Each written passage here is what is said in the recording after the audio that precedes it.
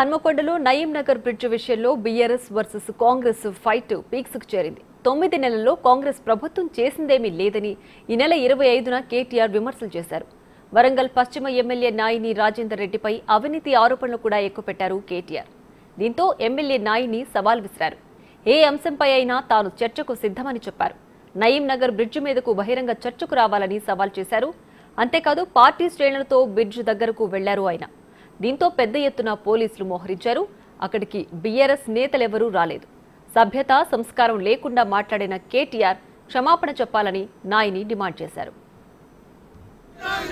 పూలాభిషేకం చేసిందంటే పని చేసాం కాబట్టి పూలాభిషేకం చేసిండు. దాన్ని కూడా ఓర్వలేక జీర్ణించుకోలేకపోయి నీ స్థాయికి దిగజారి మాట్లాడుతున్నావంటే వాడు చెయ్యనోడో వాడో చెప్పుకుంటున్నాడో మీరు చెప్పుకోలేకపోతున్నారు అంటే వాడు వీడు అని మాట్లాడటం ఈ సంస్కార హీనతత్వానికి నిదర్శనంగా అవపడుతున్నది అక్కడ.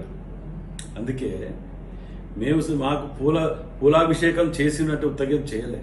రాత్రి పగలు కష్టపడి నయీం నగర్ బ్రిడ్జ్ డిస్మెటల్ చేసిన కాడికి వెళ్ళి మొదలు పెడితే డేటు ఫోటోలు వీడియోలు ప్రెస్ సాక్షిగా నేను డిస్మెటల్ చేసి నేను కట్టించిన. మీ తీరుగా కళ్ళలల్లా ఇది రాసుకోలే, కళ్ళలల్లా కట్టినట్టు అనుకోలే.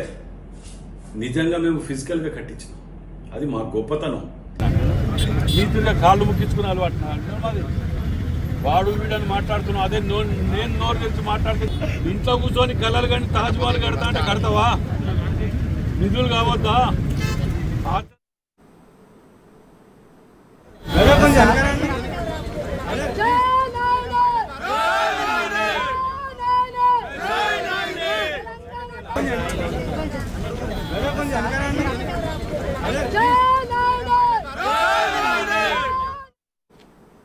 ఈ నెల 25న కేటీఆర్ ఏమన్నారో ఓసారి చూద్దాం. తెలంగాణలోనే అతిపెద్ద హాస్పిటల్ మా వరంగల్లో కట్టిరు మీరు 24 అంతస్తులల్లా చెప్పుకోకపోతిరి. భారతదేశంలోనే అతిపెద్ద టెక్స్టైల్ పార్కు మా వరంగల్లోనే కడితిరి, కాకతీయ మెగా టెక్స్టైల్ పార్క్ అని. దాని గురించి గొప్పగా చెప్పుకోపోతిరి. ఆఖరికి ఇన్ని ఐటీ కంపెనీలు తెస్తిరి, టెక్ మహీంద్రా, జెన్పాక్ లాంటి ఐటీ కంపెనీలు కూడా వరంగల్కి తెస్తిరి, చెప్పుకోకపోతిరి. ఇన్ని పనులు చేసి చెప్పుకోలేదు. అవతలోడేమో మీరు ఏం చేయలేదు అన్నాడు. ఇప్పుడే మా తమ్ముడు సీను చెప్పిండు. ఆ నయీం నగర్ నాలా కానీ ఇంకోటి కానీ 300 కోట్లు పెట్టి ఖర్చు పెట్టి కట్టి మొన్నవాడు మీ ఎమ్మెల్యే అనేటువంటి పూలాభిషేకం చేయించుకోవట్టే. 7 అన్నా 9 అన్నా తెలియదు. 9 నెలల 9 రూపాయలు తినోడు ఆయన పూలాభిషేకాలు చేయించుకుంటాడు. జల్దీ ఉడగొట్టిండట. ఈ సిపాయి వచ్చినాకనే అయిపోయిందట.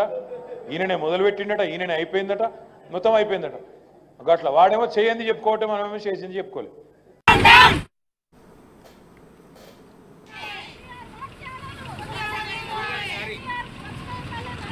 ఒకసారి